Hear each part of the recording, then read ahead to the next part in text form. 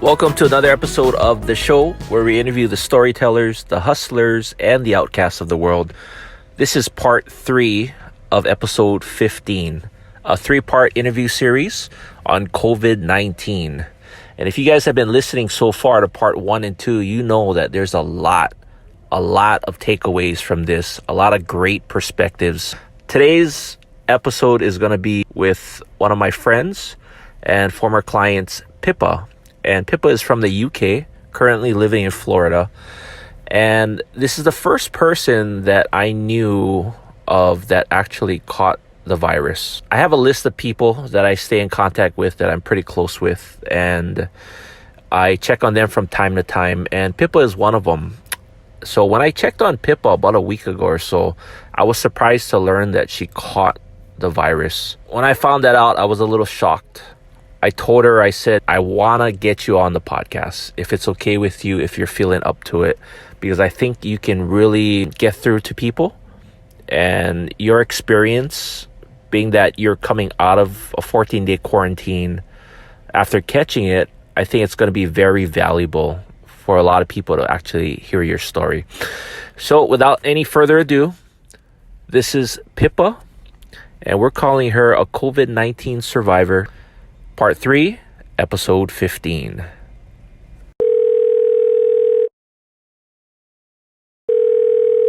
Hello. Good morning, Pippa. Hey, Damon. How are you? Thank you for taking the time to talk with us. I figure, well, first of all, a little intro, because you are the Pippa. Is there any other famous Pippas? Pippa Middleton, Damon. Gosh, don't you know anything about the British royal family? Hello. Yes. The woman who had my name 20 years after I got it, and who everyone knows. Yeah, except me, because obviously I don't watch TV or keep up with tabloids and everything. But yeah, you're right. I remember. Yeah. Sorry, a little quiz on That's the all UK. right. Well, forgive you, Damon. I just love that you think I'm more famous than her. I do, of course. Just like how I think I'm more famous than a lot of people in my own world. But we're totally going off topic. But anyway, Pippa. So Pippa is a good friend of mine, and she used to be one of my clients when she was living in Hawaii. And she is, at first when you meet her, you know, she throws out F-bombs at you, and she hates you, and she curses you out. But she's also a really good person when you get to meet her. It's just I guess in the UK, how would you say the personalities are there? Is it more like tough, more like are they more gritty or? Yeah. No, well, you know, the whole keep calm and carry on, right? That came sort of from the Second World War, and that's very much a British thing. Like, you just keep plowing through anything and everything that comes your way. So, you know, you don't sit and feel sorry about life or yourself or, you know, everything that, you know, you're going through. You just kind of plow through it, and people don't show their emotions much. And I mean, I don't know how much you follow like the whole kind of mental health thing, but, you know, no one would talk about any kind of, you know, I don't know, like mental health, depression, anything like that. It's sort of, you put the kind of stiff upper lip and you just plow through life. Kind of like AC/DC. Wait, is AC/DC from... They're not from UK, right? No, aren't they American? Oh gosh, I don't know. This is embarrassing. I don't even want this to be in the public domain. If I You said stiff upper lip. That's actually a song from AC/DC. And I think... Is it right? Yeah, AC/DC, stiff upper lip. Obviously I don't know anything about the UK, because you remember when we first met, you probably rolled your eyes at me because all I knew was Austin Powers, the movies. Yeah. I do remember that. So I would associate everything to Austin Powers. I'd be like, oh, so have you met Austin before? Or do you know Mike Myers? You remember? I do, and I remember thinking, what is he what talking a jerk. about? Like, really? If this is the only bit of English culture that he knows, this is really bad. Oh yeah. Well, we're getting totally off topic, but me and you can talk forever. So I'm gonna try to get what we need to get out of the way. And okay. Yeah, we're doing it again. This is an episode not trying to educate people per se on the coronavirus and everything going on, because I think it's changing every week and everybody's finding out new things and everyone knows to wash their hands. But I also wanted to get different perspectives. Now, for you, your perspective, your story is probably going to be the most important one, because you actually caught COVID-19 or the coronavirus. Kind of explain how that all happened, like, and the experience of it and everything, because obviously you sound good now, so I would like to think you're in remission, right? So I want to say that today is day 14, and I have emerged from my bedroom where I've been quarantined for 14 days without any contact with anyone for the first time. So I feel like I just won the lottery today. Not that I am feeling completely back to normal, but just to have my freedom back is huge. So anyone who thinks that staying inside a one room space for 14 days is an easy thing to do, even when you're sick and you're kind of in bed most of the time, is no fun.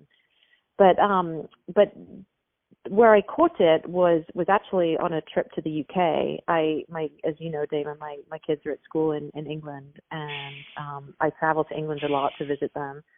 And I think that, the UK government was pretty behind the curveball in terms of actually knowing how prevalent it was in the UK community.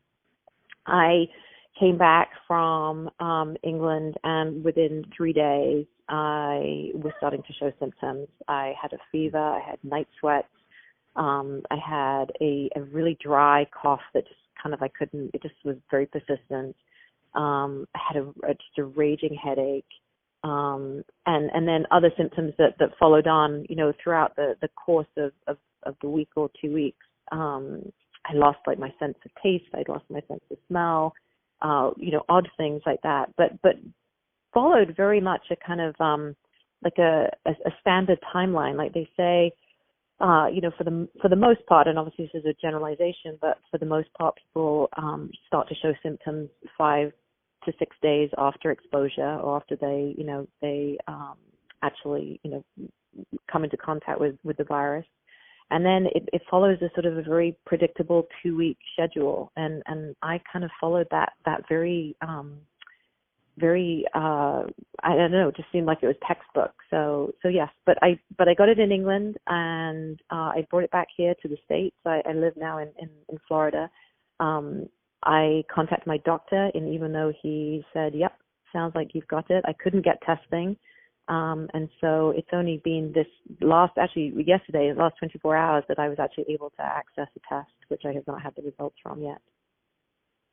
Wow. When did you realize that did you play it off at first when you got sick and you was feeling the symptoms? Were you like, oh, okay, maybe this is another fever or flu? Or where was that point where you was like, okay, I think I got it, and you started kind of, quarantining yourself or telling your family about it? When was that one point? So first of all, when I was in the UK, I was very sensitive to the fact that, I could be exposed. And at the time, people in England were really not taking it that seriously. But I came with my bag of Clorox wipes and my hand sanitizer, and I was actually very, very careful. I did not have a mask. Okay. I did not have a mask, but I was religiously washing my hands. I was very conscious of the surfaces that I was touching, inside taxis or in hotel rooms, or when I was in London, I was staying in a hotel, and every time I got into the lift and I was pressing the button, I was very conscious that, 100 people had touched that same button the same day. Mm. So I was very careful. When I came back, about 2 days before I started to show the real symptoms, I kind of just felt off. I just felt like something doesn't quite feel right. And I've been training for a triathlon, and I just didn't feel like going out for my runs, and I just didn't feel myself. But I put that down to jet lag and the fact that I'd just been traveling, and it really wasn't until the night that I went to bed and I woke up multiple times during the night with night sweats that I started to think, oh, wait, this is something kind of a bit more than that. And then when I started coughing, during that night and into the next day, then I really started to think, okay, this could be the coronavirus rather than just some kind of, bug that I picked up or just a generic flu. How did your family take it when you told them? So my husband actually had left that same night to go to the UK to pick my two boys up because we had been watching the TV the night before, and Trump had just announced that he was going to be closing the borders to all European travel. They actually at that point had excluded the United Kingdom from the ban, but we were worried about getting them back home from school, and so he literally got on a flight that Thursday night, and he went to London to pick the boys up. So it was whilst he was gone that I started having these symptoms. And when I spoke to him before he got on the flight back to Florida with the boys, I said, listen, I think I have this thing.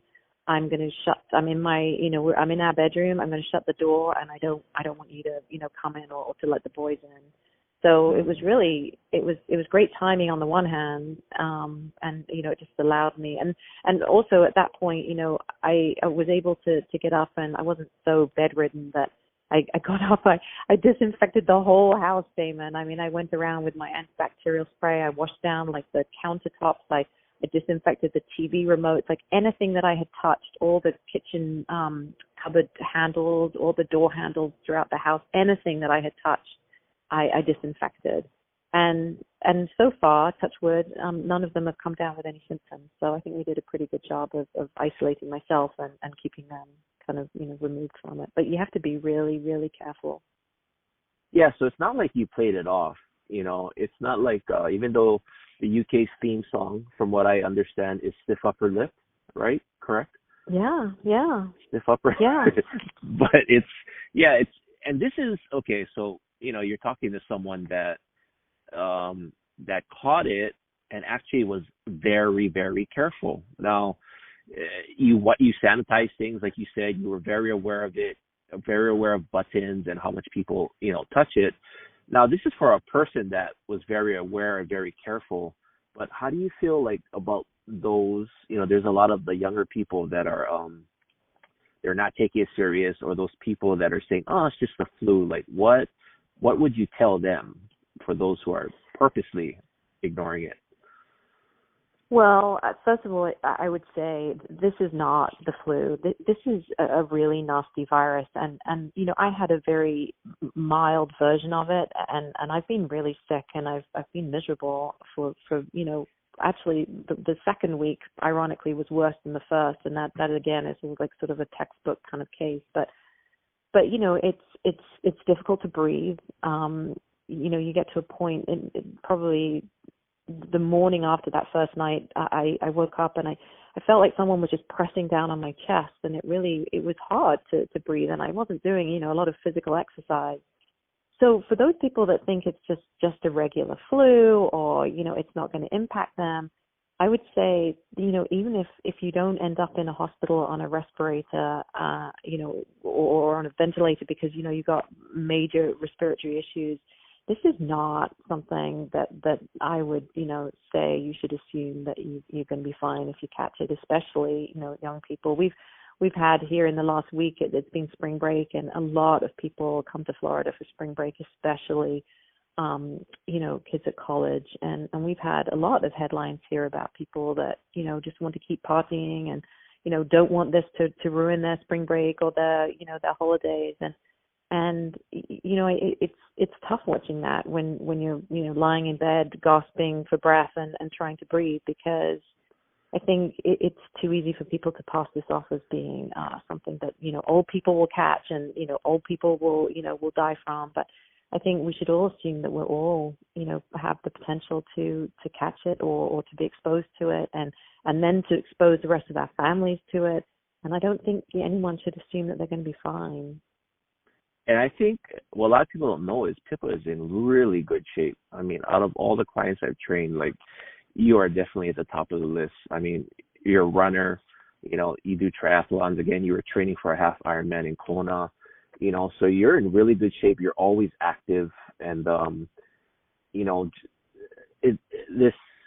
this virus does not care about who you are and what age you are. and what level of fitness you are. If it hits you, it's going to hit you. And I think that's kind of the message to get out to people, to understand that you're not, just because you're not older, you're not invincible. And recently we had in the news down here that a 37-year-old guy is fighting for his life right now in ICU because he caught it. And 37, stays in shape, goes to the gym, and he's fighting for his life. So it's a real eye opener, I think, for people to understand that. Just let me kind of get this straight. So you're literally for 14 days. You said this is day 14, right? Yeah. Came out of hibernation today. You are in a room. You just in a room, and the only thing that you do is there's a bathroom nearby. I mean, you literally are just in a room for 14 days. Yeah. I mean, I'm lucky, Damon, that I live in a house where I have my husband, and my bedroom is, we have a bathroom attached to it. And so I was able to shut my bedroom door and, not share a bathroom with anyone else in the house. And I realized that for many, many people, that's not the case.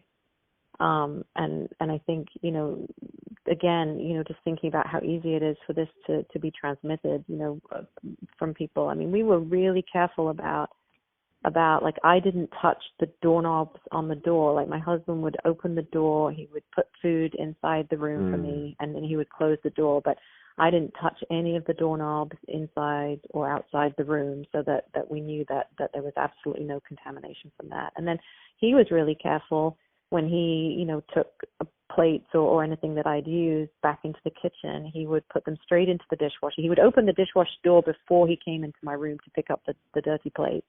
He would go into the kitchen. He would put them straight in the dishwasher.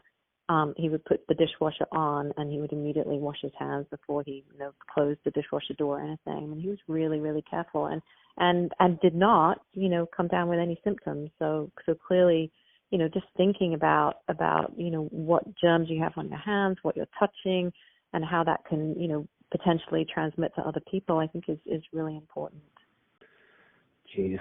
Explain an average day being in quarantine, like from the morning to is it just kind of like a blur? Like you're just going in and out of sleeping, or how would you explain an average day? So it changed actually, Damon, over the course of the 2 weeks, because at the beginning I was pretty sick and I just slept most of the time. I had my doctor had prescribed me some Tamiflu and some pretty good painkillers, ibuprofen. I know there's some debate as to whether or not people should be taking ibuprofen, but I needed that for the headache. I've never had a headache like this. I have a whole new appreciation for people that suffer from migraines. But at the beginning, just kind of dozing, sleeping, just really low energy, kind of a lot of aches, a lot of shivers, and like I said, difficulty breathing. And then, a few days into that, I was a little bit more kind of up and conscious. I got to tell you, Netflix is my new best friend. I watched a lot of Netflix. I watched the movie Contagion, which if anyone has any interest in, oh my gosh, it is. Yeah. Have you watched it? I think it's trending right now. It's probably the top 3 quarantine zombie apocalypse movies going on. I kid you not. That thing could have been written on the back of this pandemic. I mean, you watch it and you're like, oh my God, that's what's happening. Oh my God, oh my God, this is exactly what's happening. So it's crazy how closely that tracks what's going on now.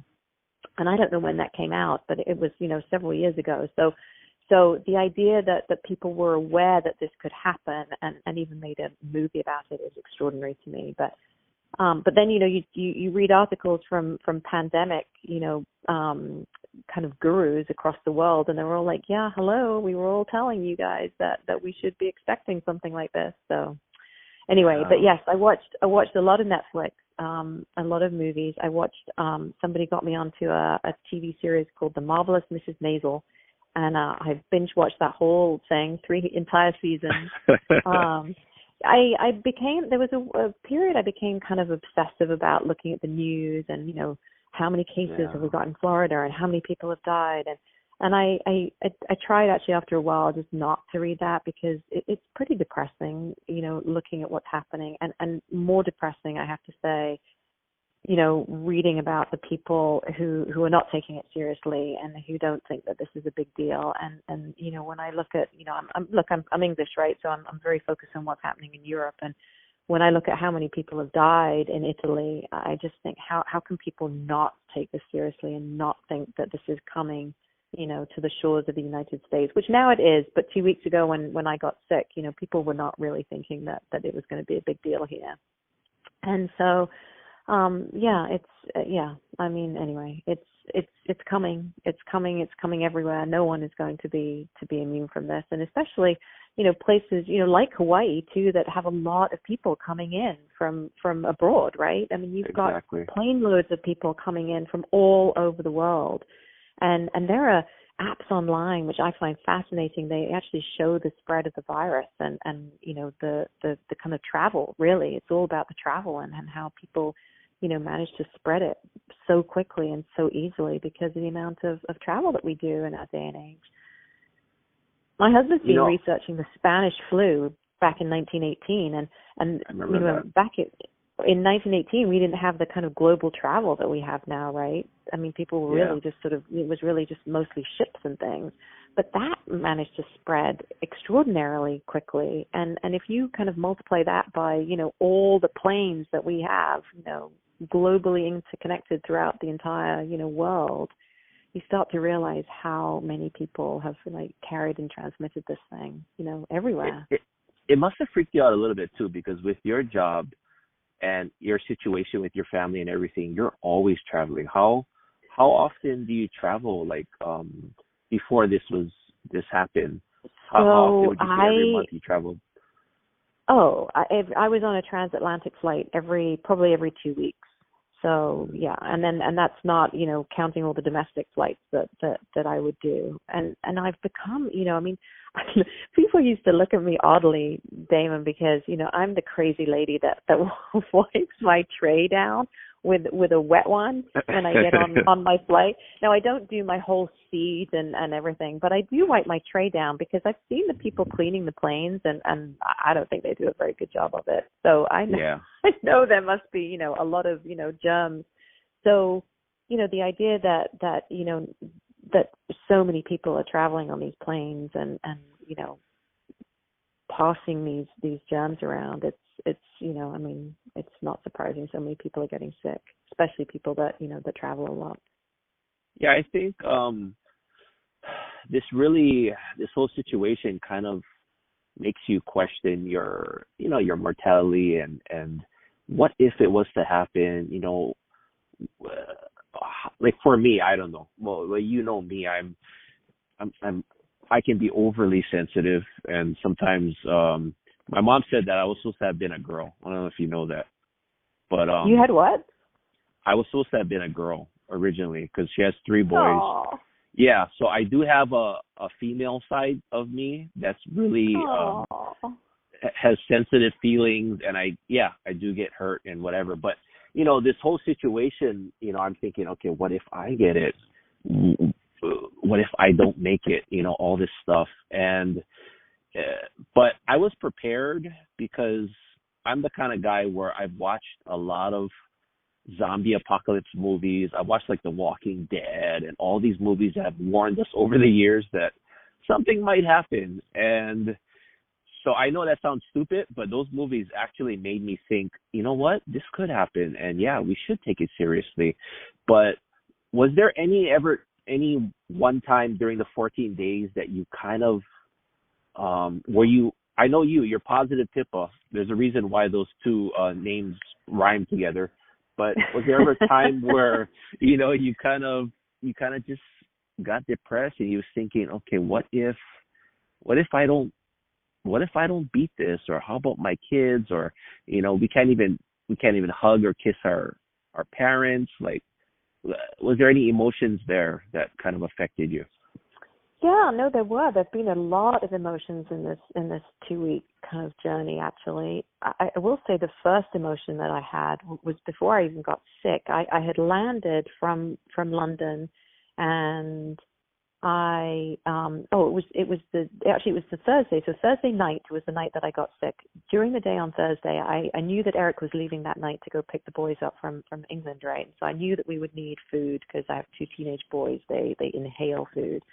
So I had gone shopping, and I decided to go early because I had a full day. I had a lot of meetings and things I needed to do. So I'd gone to the supermarket, and it was like, I don't know what it was like. I'd never had an experience like it. People, grabbing stuff off shelves, completely empty shelves in the supermarket. I mean, this is a time when most people were really kind of focused on cleaning products, not so much the food. So the food shelves were still pretty full, but cleaning products, I mean, they were just bare shelves, and just this sort of anxiety in the air, which actually was quite freaky. So that was the first emotion that I encountered, was real fear, like, oh my gosh, like this is like people are going a little insane here. And then I came home, and after I got sick, I really worried about what if my husband gets sick, like what if something happens to the 2 of us, like what.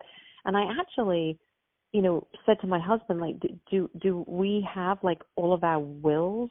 If something happened to one or both of us, like, where are we? Like, have we got everything sorted that we need to have sorted?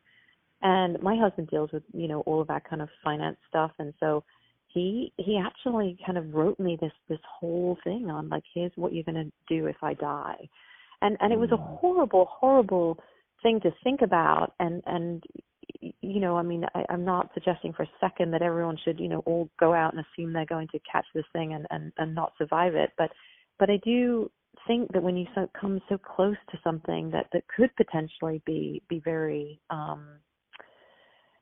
be an issue, like a big deal. I think, it's smart to kind of at least have some of those conversations with, the people around you that you love. And I said to my kids, I've read, like I said, I follow what's going on in Europe a lot, and I've read a lot of stories about really old people in Italy, that get taken into hospital, and their family obviously can't go with them because they're going to be, isolated, and that's the last time they see them. And again, I don't want to get too morbid, but you do think about your mortality, like you say, and you do think about, well, what would I want my kids to know? And I tell my kids all the time I love them. It drives them nuts. They're like, oh my God, Mom, stop telling us you love us. We get it. But I think you do think about that, and you do, I mean, there's the practical side of it, like my husband writing me a list of, like, here's what you have to do. Here are all my passwords. Here are all the kind of, people that you would want to call or talk to on, on this and that and the other. And then there's this sort of like, my mom, I'll give you my mom as an example. I mean, my mom's 82 and she has a heart condition. And, for the longest time, she was doing her very English thing. Like I said, stiff upper lip, and she's off, playing bridge and going to the cinema with her friends. And I'm saying to her, Mom, like, you are, the prime kind of, category of person that is going to potentially, suffer very badly from this. But she was just, doing her thing.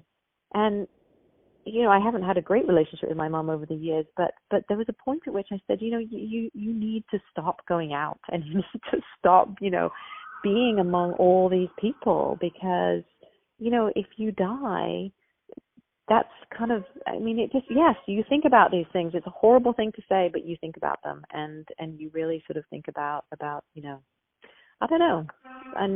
And here's the other crazy thing, right? I mean, you're right. I am positive, and it drives my kids nuts. But I also want to say, as much as we're kind of focusing on the, negative what if scenarios, there are some amazing silver linings to this whole thing. I mean, the fact that, we're all cooped up in this house, and now I've got to, like, my kids have to spend time with me. I mean, I love that. I love the fact that they're forced to be with me, and that, I'm we're sure going to be here is mutual.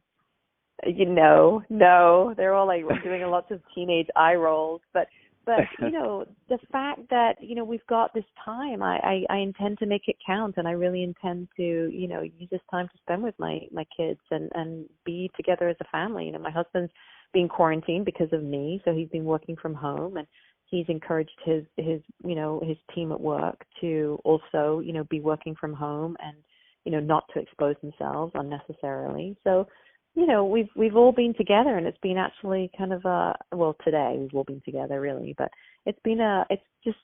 I intend to make the most out of this situation, because it's not often that that we have the opportunity to all be in one place and to kind of be forced to spend time with one another. That's perfectly said, because especially in this day and age with distractions and all kids on their phone, even adults always on their phone. So now's kind of a good time that people can spend time with each other and probably reconnect and get to know each other again. I'm pretty sure a lot of parents are learning things about their kids that they probably never knew, that only their teachers knew, right? And vice versa. I'm sure the kids are like, oh my gosh, I didn't know this side of my mom before. This is a lot of time with her.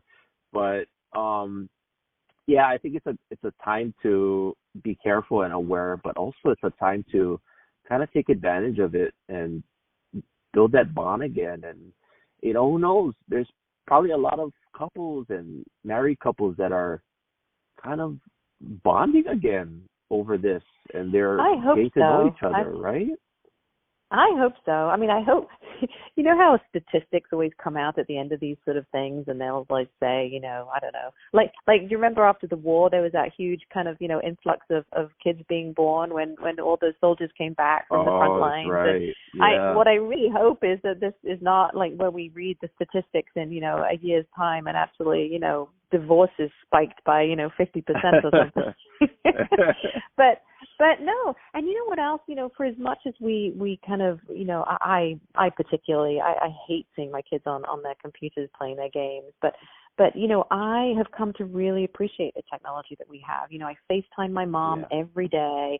My daughter is actually still in the UK. She was at school there, and she's kind of stuck there now. And, I FaceTime her every day. I have an aunt who unfortunately is going through cancer treatment right now. She's very sick, and she's at home on her own and very isolated, and so I call her every day, and I really appreciate the fact that we have the technology that we do, because for those of us that are like, remember, I was in a room on my own, right, and the fact that I could reach out to all these people that I know and just touch base with them and have conversations that you just feel really good about, I'm just grateful that we have it, really grateful that we have it. And people, that can work from home now, people that would ordinarily be in their offices, they're all starting to use Zoom and doing online meetings. And, I love the fact that it's given people flexibility to continue their everyday lives, but from a safe space. I just want to thank you for being on. I really appreciate it. And I was hesitant to ask you. Well, first of all, I didn't know that you had it. When I checked on you, I was like, oh, I didn't even know she had it. So I was very hesitant to ask you. But I really wanted to share what you went through. And I was also curious on my part, because I also want to be educated about it and know about it. And I think those who are listening need to take this serious, and they need to be educated about it. So thank you for sharing your story and just kind of giving us your insight about this whole thing going on. Oh, you're just so welcome, Damon. And honestly, it's just really good to hear your voice. So I'm the lucky one, and I get to. And like I said, if you'd talked to me like a week ago, this would not have been positive Pippa. I would have been a lot more grumpy. But the fact that I get to be out in the real world today is a big day. So thank you for checking in and for kind of being there through this, because it's fun to get your texts every now and again to check in. See if I'm on my deathbed or if I'm getting better. So thanks. But me and you could talk forever, so I'm going to get off the phone and I'm going to call you back, and we're going to have a conversation that's not recorded. Thank you for being on the podcast, and we'll chat again very soon, like in 2 minutes. All right. Take care, everyone. Keep washing your hands. All right. Thanks, Pippa. Have a good day. Bye. And that's a wrap. 3-part interview. for episode 15. Wow. I want to thank Pippa, Maria, and Lori for being part of episode 15. First time we've ever done 3 parts. We haven't even done 2 parts before. So I was really excited to share their perspectives with you. And I hope you guys got something out of this episode. I think there was a lot of takeaways and just a lot of things that we can learn from each other. We learn so much from the news and we get updates every time, but to learn from each other, that's really what's going to help us get through this whole thing. And we will get through this whole thing. And if we just stick together and just help out each other and just be caring and check up on one another, we will definitely get through this. We really appreciate you guys listening to us, and we're going to see you on the next episode coming up really, really soon. And like the old saying goes, this is the Show Podcast, where we interview the storytellers, the hustlers, and the outcasts of the world. Thanks for listening again, and we will see you on episode 16.